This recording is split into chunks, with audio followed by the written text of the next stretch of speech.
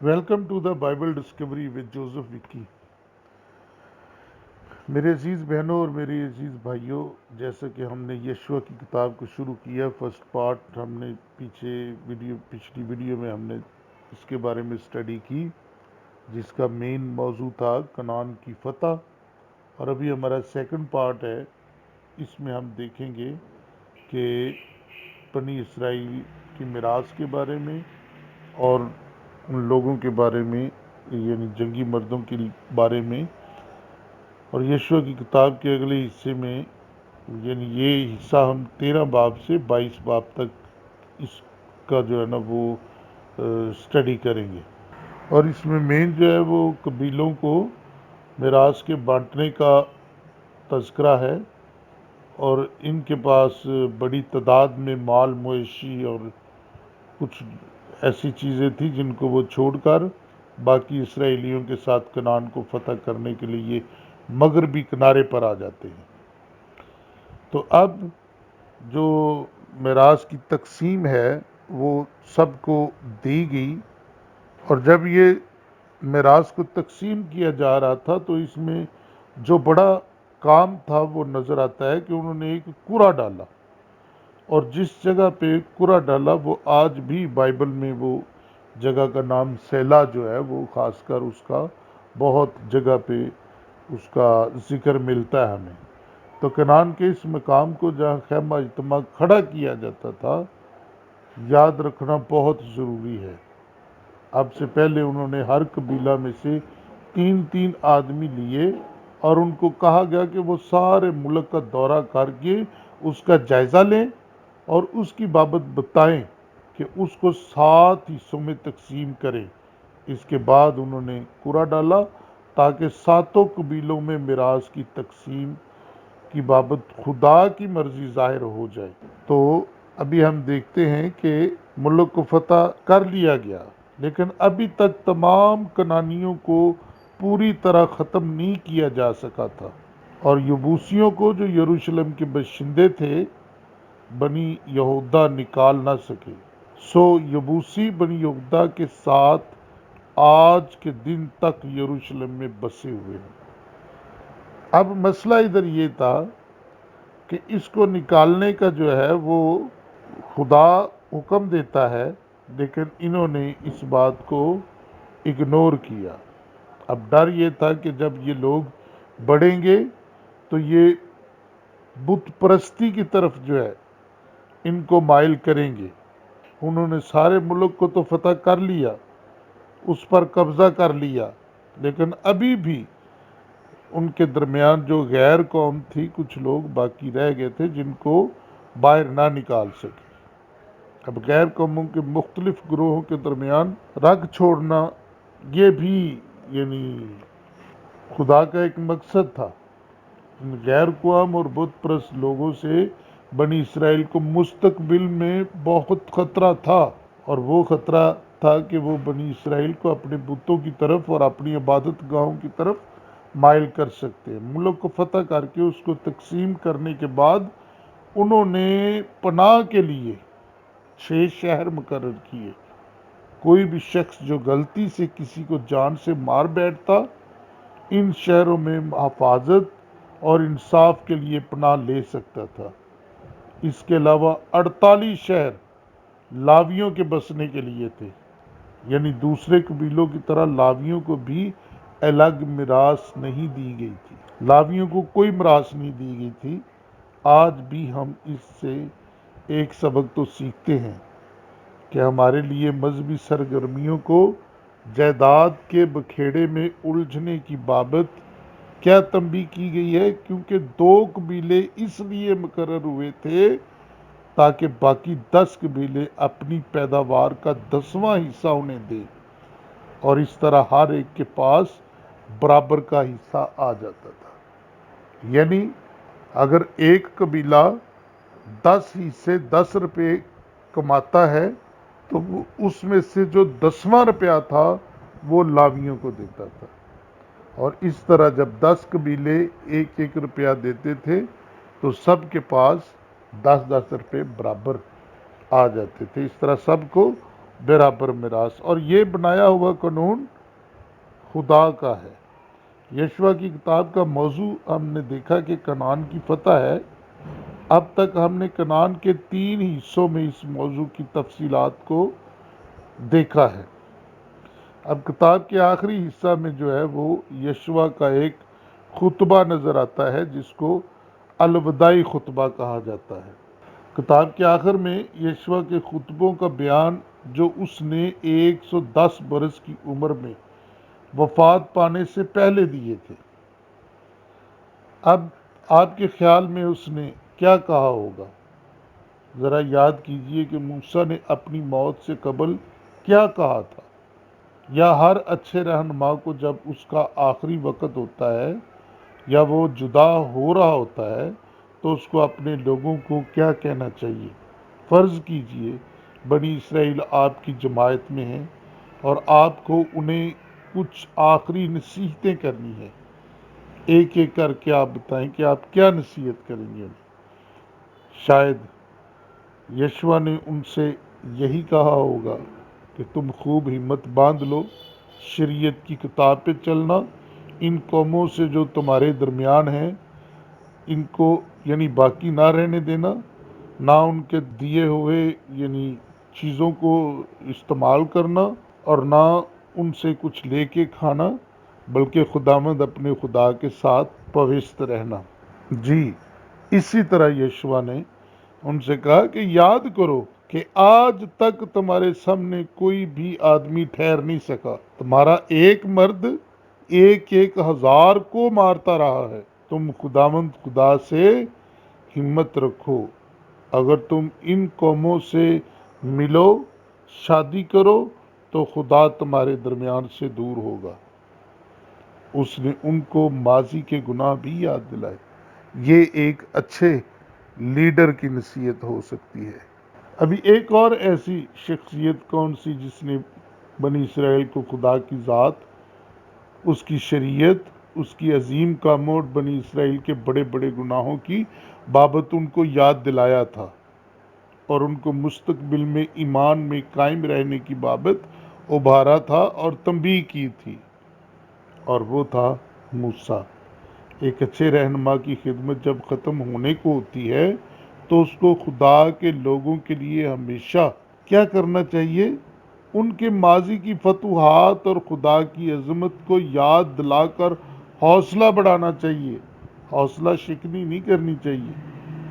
یشوع کی کتاب کے آخری 2 ابواب میں ایک خطبہ جس کو ہم الوداعی خطبہ کہتے ہیں، تو اس کا روحانی پیغام ایمان کے وسیلے غلبہ ہے۔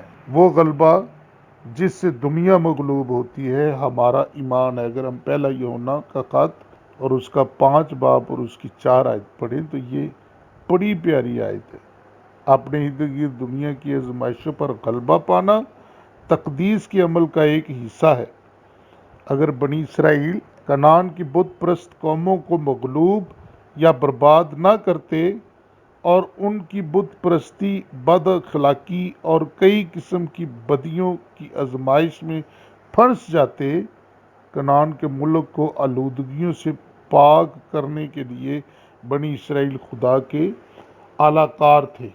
وہ اس کام کو اسی وقت کر سکتے تھے جب وہ خدا پر ایمان رکھتے اور اس سے محبت رکھتے اور اس کی فرما برداری کرتے رہتے۔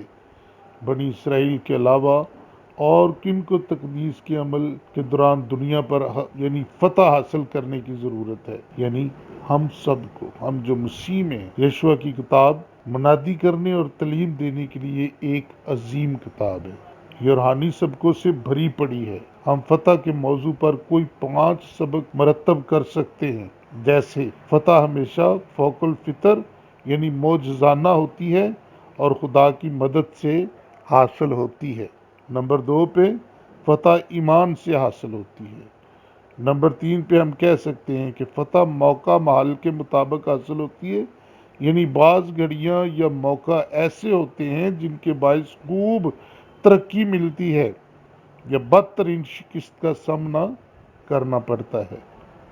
اور نمبر 4 پہ فتح درجہ بدرجہ حاصل ہوتی ہے۔ اس سے مراد یہ ہے کہ ایک ہی بار مکمل فتح حاصل نہیں ہوتی، بلکہ جنگ موت تک جاری رہتی ہے۔ اب یشوع کی کتاب کے واقعات کی روشنی میں فتح کے ان 5 اصولوں کی مثالیں جو ہم نے پڑھی ہیں، ضرورت پڑنے پر ان کو ضرور ذہن میں رکھیں۔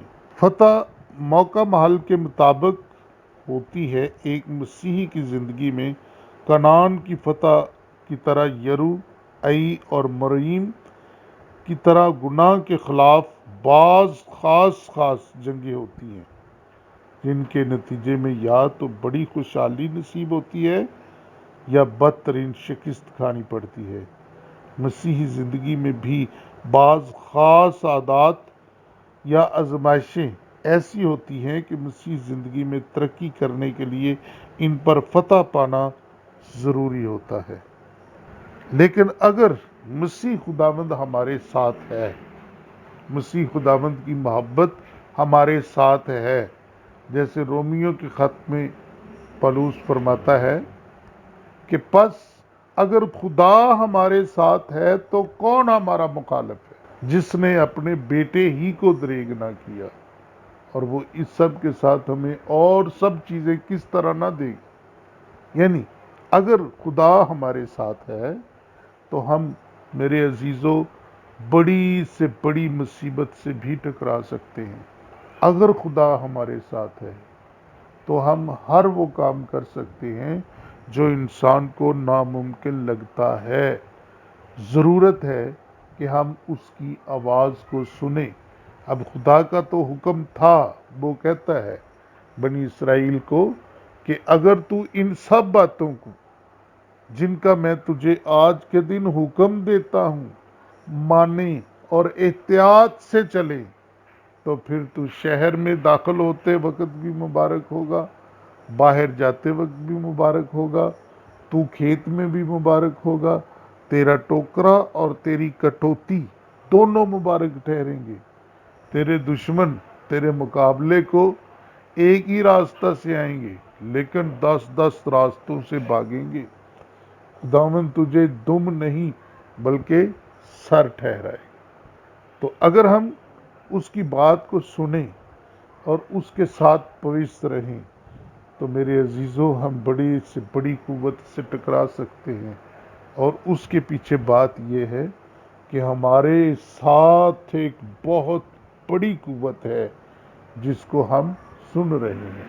بنی اسرائیل کو یہ خداوند کا حکم تھا کہ یہ باتیں تو اپنے بچوں کے ذہن نشین کرنا اور ان کو اپنے ہاتھوں پر باندھنا۔ تو سوتے وقت، اٹھتے وقت، جاگتے وقت، چلتے وقت ان ہی کا ذکر کیا کرنا، اور یہ تیری پیشانی پر ٹیکوں کی مانند ہوں۔ یہ خداوند کا حکم تھا، یہ ہمارے لیے بھی ہے۔ اگر ہم اس کی باتوں کو اپنی پیشانی پر ٹیکوں کی مانند ظاہر کرتے ہیں، ہم سے ایک مہک آتی ہے دوسرے لوگوں سے الگ ہونے کی، کہ ہم خداوند کے چنے ہوئے لوگ ہیں۔ ہم وہ لوگ ہیں جو اس کی بات کو سن کر اس پر عمل کرتے ہیں۔ ہم اس کو لے کے چلنے والے لوگ ہیں۔ تو میرے عزیزو، ہم بڑی سے بڑی طاقت سے ٹکرا سکتے ہیں، ٹھیک یشوع کی کتاب کے موضوع کی طرح۔ جس طرح کتنی تکلیفیں آئیں راستے میں، کتنی، ایک وقت تو ایسا آیا جیسا ہم نے اس کتاب کا ذکر کیا کہ وہ لوگ تو اس قدر گھبرا گئے اور وہ گڑ گڑانے لگے کہ ہم تو اپنی ہی نگاہ میں ایسے تھے جیسے ٹڈے۔ مطلب ہم ان لوگوں سے لڑ نہیں سکتے۔ کیوں بھائی؟ کیونکہ وہ قد آور ہیں، یعنی آپ کو ان کے قد نظر آ رہے ہیں، اور وہ جو آپ کو اتنی مشکلوں سے نکال لایا اس کی قوت نظر نہیں آ رہی؟ جو دن کو بادلوں میں اور رات کو آگ کے ستون میں آپ کے ساتھ ساتھ چلتا رہا، اس کی پاور، اس کی طاقت آپ کو نظر نہیں آ رہی؟ تو اگر وہ ہماری طرف ہے، جیسے رومیوں کے خط میں کہ اگر خدا ہماری طرف ہے تو کون ہمارا مخالف ہے؟ کوئی ہمارا مخالف نہیں ہو سکتا۔ تو ضروری ہے میرے عزیزو کہ ہم اس کی بات کو سنیں، اپنے دل میں رکھیں اور اپنے دل میں اس کی بات کو، اس کے کلام کو جگہ دیں اور اس کے مطابق اپنی زندگیوں کو گزاریں، تو بڑے سے بڑا جو ہم جس کو مسئلہ سمجھتے ہیں وہ بھی ہمارے سامنے حل ہو جائے گا۔ بڑی سے بڑی طاقت کو ہم زیر کرنے کی صلاحیت رکھتے ہیں، کیوں کہ خداوند ہمارے ساتھ ہے۔ آج کی ویڈیو میں اتنا ہی۔ اگلی ویڈیو ہماری ہوگی، جیسا کہ قضات کی کتاب ہے تو قضات کی کتاب کا بہت دلچسپ موضوع ہے۔ اس میں خاص کر قاضیوں کا ذکر ہے اور اس میں خاص کر ایسے گناہوں کا ذکر ہے جو بنی اسرائیل کرتی اور پھر گناہ میں گر جاتی، اور پھر خدا ایک قاضی کو کھڑا کرتا جو ان کو اٹھا کھڑا، یعنی ان لوگوں کو باہر نکال کھڑا کرتا۔ اب اس میں کم از کم یعنی ایسے قاضیوں کا ذکر ہے جنہوں نے خداوند کی باتوں کو یاد دلایا، خداوند کی باتوں کو لے کر چلے اور لوگوں کو غلامیوں سے چھڑاتے رہے، جن میں سب سے پہلے غتنییل کا ذکر ہے، آہود ہے، اس کے بعد شمجر ہے، پھر دبورہ ہے، پھر برک ہے، پھر جدعون ہے اور افتاح، اور پھر سمسون کا ذکر ہے۔ ان کے بڑے دلچسپ واقعات کا ہم مطالعہ کریں گے اگلی ویڈیو میں، اور وہ اگلی ویڈیو ہماری ہوگی اسرائیل کے تاریخ میں، یعنی فتح دور میں جو فتح انہوں نے فتوحات حاصل کی، ان کا ذکر کریں گے۔ کیسے ان لوگوں نے تھوڑے سے وسائل کو لے کر، تھوڑی سی چیزوں کو لے کر، مٹھی بھر لوگوں نے بڑے بڑے لوگوں کو ہرا کے رکھ دیا، اور اس میں ہمیں خدا کی قدرت واضح طور پہ نظر آئے گی۔ اس کا ہم ذکر اگلی ویڈیو میں کریں گے۔ تو آج کے لیے اتنا ہی۔ اس چینل کو لائک کریں، شیئر کریں اور سبسکرائب کریں اور بیل کے آئیکن کو ضرور پریس کریں، اور اپنا بہت سارا خیال رکھیں۔ ملتے ہیں اگلی ویڈیو میں، تب تک کے لیے دیجیے اپنے بھائی کو اجازت۔ خدا حافظ۔